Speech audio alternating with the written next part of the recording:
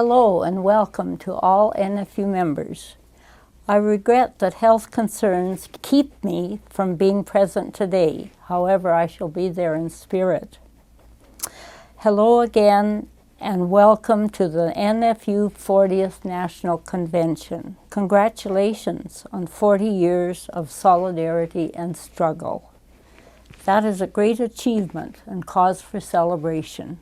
This convention, members will have the opportunity to reflect on recorded history. We will then better understand the broad context from which we came.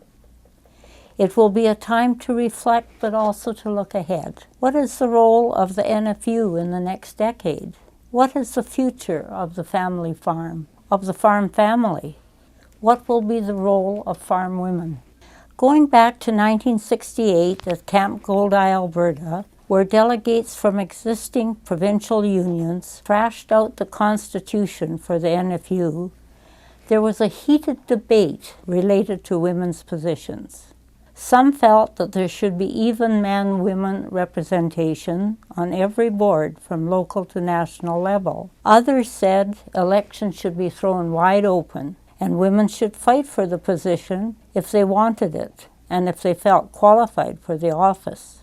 The result of the discussion was women's and youth's positions were set out in the Constitution to ensure that our women and young people would be involved in the organization. I might add that this has been a bone of contention for some throughout the years. By creating these positions at that time, I believe we faced reality. We gave farm women the right to participate, to learn through experience, and the opportunity for equal status. There were special efforts aimed at getting women to participate in an activity and accept responsibility. Not always an easy task. In those first years of helping to organize locals and attending many meetings, it was usual to find only men present, with one or two women in the kitchen busy making coffee and preparing lunch. They were hesitant to participate in the meeting. When the men were asked why they didn't bring their wives, they had various excuses. But mostly it was, I hadn't thought of it. Remember, over 40 years ago, most tractors didn't have radios.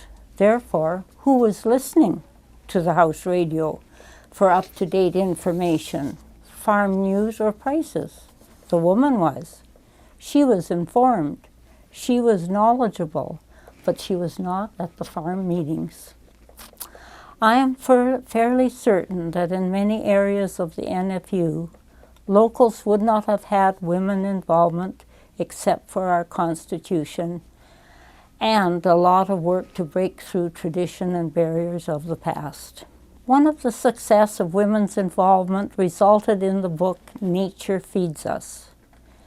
During my tenure as women's president, the first National Farm Women's Conference was held in 1973. At that conference, we mapped out our plans for a book on food and the food industry, the first of its kind in Canada. The book was to deal with all aspects of food production, from farm field to the store shelf. It was to look at the health aspects of food, examine profit and pricing structure of the industry, examine marketing practices, chemical farming, and growth stimulants. Also included would be a few recipes for a healthy diet. The major point of this project was not only to have a book published as an end result, but the process was an all-important aspect as well. The success of the book resulted on grassroots involvement, that women at the local level take responsibility and make the initial contacts. It was to be a learning process through research spearheaded by women at the local level. However, the whole family was to be involved. Book committees were formed at the local level and were responsible for undertaking specific topics related to the broad area the book would look at. The Women's Advisory Committee member coordinated the activities of the district women's director within her region. Information was funneled back to NFU office, where there was an NFU literary committee appointed to go through the mounds of material and put it all together. The whole process involved many, many members.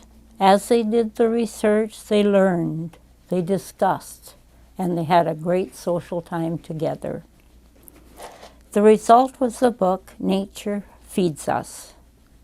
By the way, the title was selected from numerous entries in a contest to name the book. The title had to have the letters NFU in it. I consider this project a great accomplishment by the members. I want to review a bit of history about the Persons case because it had great impact on women's lives. Many Canadian women alive today, including myself, were not considered persons when they were born. Not until October 18, 1929 were women declared persons under the British North American Act, the BNA Act. And this judgment was made in Britain. We should celebrate the conviction and persistence of the famous five, those 5 women who made it happen 80 years ago. The definition of personhood was challenged by Emily Murphy when she sought to run for the Senate. She was turned down by the fact she wasn't a legal person by law.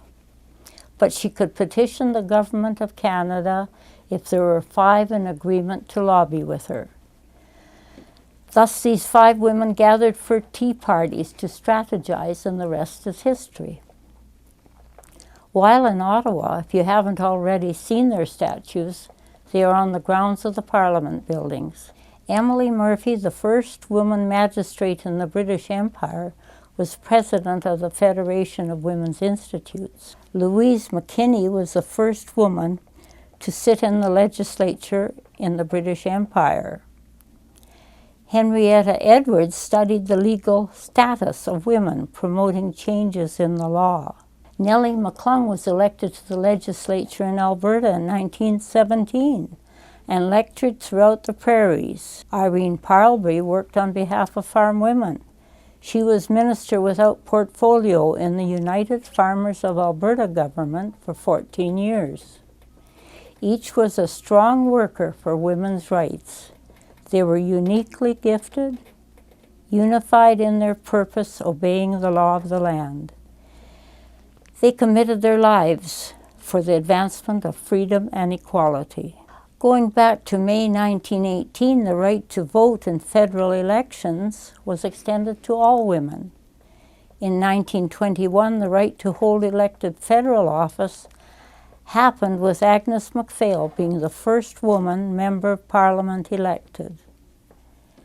Today, there are 308 members of Parliament. Only about 18% are women. Now, if there's an election this fall, that might change. Women have been totally involved in our organization, participating at all levels. They have been involved in forming policy, with lobbying, picketing, demonstrations, and canvasser, and passing out information leaflets. Women are great organizers and canvassers. They have written briefs and submissions. They worked on policy positions for women's rights and matrimonial property rights, to name a few. Women are an important and integral part of the Union. Yet we have had only one woman as national president in the past 40 years. Why? I know it is a great personal sacrifice to hold a position in the NFU. I am aware of it from experience. I know, too, this is true not only for women, but for everyone. In many cases, the financial hardship is too great. Throughout the years, because of necessity, women have contributed labor and management ability in order for the family farm to survive. They have taken on an increasing share of the farm work and also work off the farm to supplement income.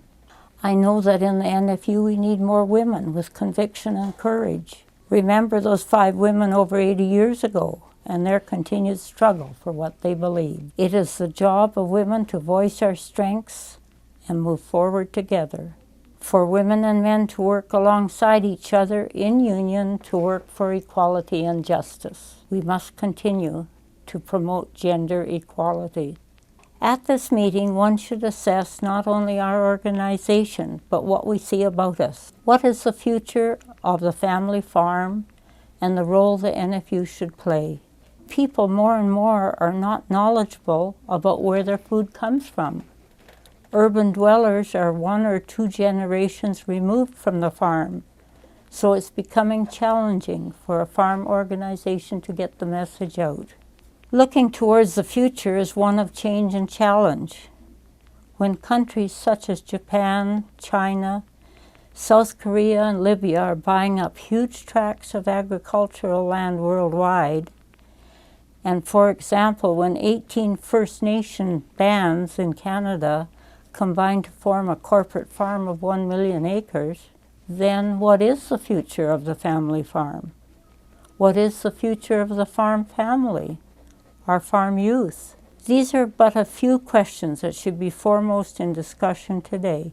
I will close with a quotation from Simone de Beauvoir, a French writer of great worth and wisdom. Man is defined as a human being, and woman is defined as female. Whenever she tries to behave as a human being, she is accused of trying to emulate the male. Those are words to ponder. Thank you for your attention. Have a great convention and continue the struggle. Bye for now.